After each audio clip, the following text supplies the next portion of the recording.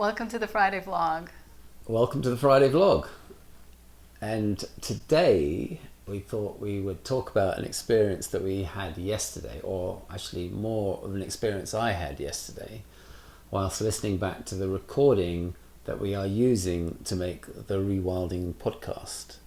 And so Rewilding Love podcast. The Rewilding Love podcast. And I was somewhat taken aback by what I heard. I knew the content, what the content was going to be, and I knew that the content was revolving around this story of sexual abuse that the client had gone through as a younger man. What I hadn't anticipated was hearing my exchange with him, where I felt like I was kind of trivializing my own experience, because I'd had my own experience around sexual abuse. And I think that I feel like I have been a victim to that stigma in a sense. So it's kind of like, it's not okay to talk about it. But in the good old fashioned English way, we'll just make light of it. It's no big deal. When in actual fact, it is a very big deal. And I think that I was trying to in some way let him know that this is not something that he needs to feel like he's abnormal, and that he doesn't have to feel like a freak.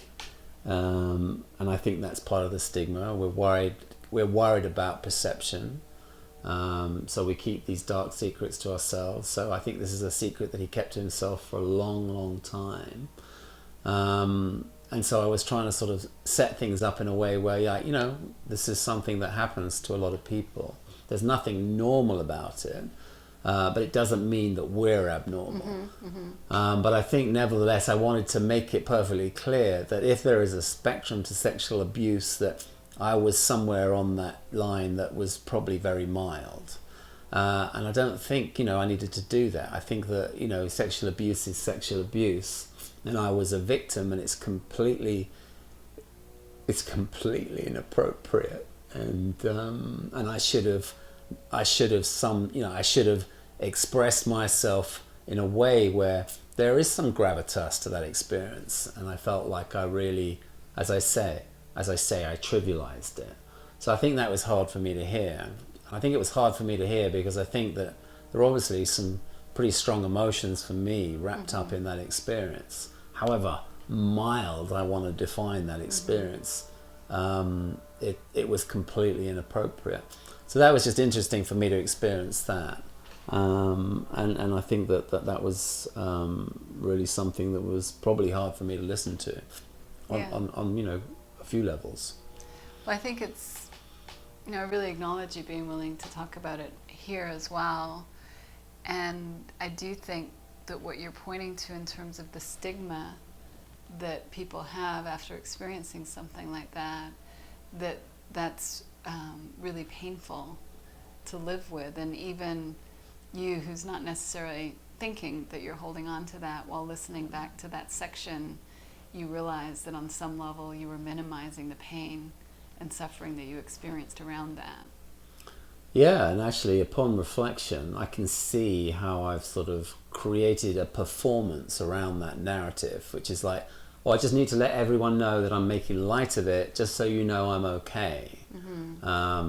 And that just maybe, I don't know, I think that's kind of the English way in a sense. But that's nevertheless how I've been holding it all these years, and it's absolutely not okay. And I got a strong sense in that moment, hearing myself go back into that typical performance around that subject, that that's just not being authentic, and it was jarring for me to hear. And I think also what I want to share in terms of people listening now is that when we talk about how our feelings come from our thoughts, and the source of experience is coming from within, it can be really easy to look at that in a very intellectual, clinical way, and then transpose it onto traumatic events, and basically end up with a very uncompassionate stance towards the pain and suffering that is very real. And it doesn't really matter if it's coming from our own thinking when when we've been subjected to abuse and that kind of trauma. It's something that our emotional system really needs the space to have the experience of the full range of emotional experience related to that, and that the healing actually comes from allowing the space for all of those feelings to come forward. And what I witnessed with you yesterday was that I think there was a deeper level of healing that was unfolding for you as you listened back to that segment.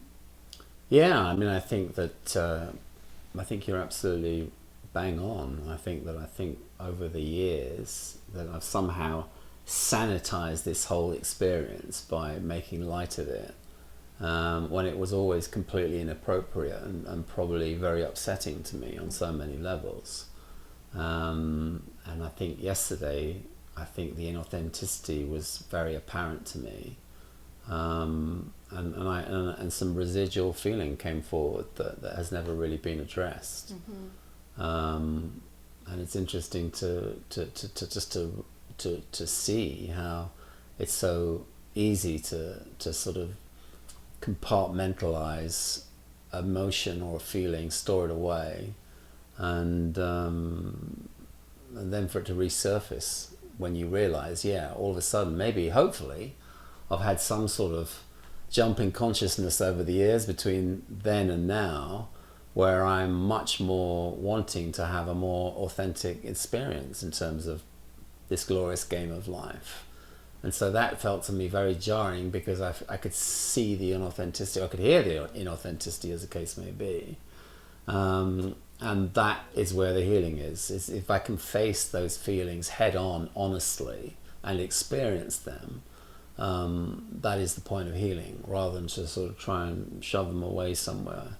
And maybe address them on a rainy day, or just make light of it. So that was interesting. Yeah, so I think that that's really important, that we want to make sure that we're clear in terms of what we're sharing with you and what we share in our work. That yes, we do recognize that our experience is created within, but that in no way eliminates the natural healing unfolding that happens through having the very healthy emotional experience. And like you said, being able to be with those feelings head on, that was a level of healing that allowed you to come to terms with that experience in a more authentic and deeper way, and acknowledge the pain and suffering that was very real for you. Yeah, I think that upon reflection, I think that I was very out of whack with my essential nature in having that conversation and expressing myself that way. And I think that my essential nature is one of honesty and authenticity. And I think that the more that I align myself with that, there's so much more scope for healing.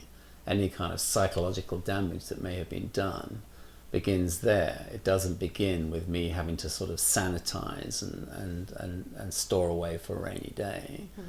And even go back there and have those feelings again in a way where it's just sort of like, we're going to mine into that and explore that. I don't know what purpose that serves, and I probably didn't want to do that for myself.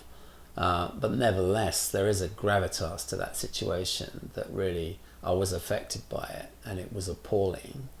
And it shouldn't be minimized. But it also should be a case of me being able to feel those feelings. They're perfectly acceptable, and it's perfectly acceptable for me to talk about them. And that's the stigma of society. It's not okay. Yeah. And you see or hear all kinds of stories where people have felt like, I need to keep this one under wraps. Yeah.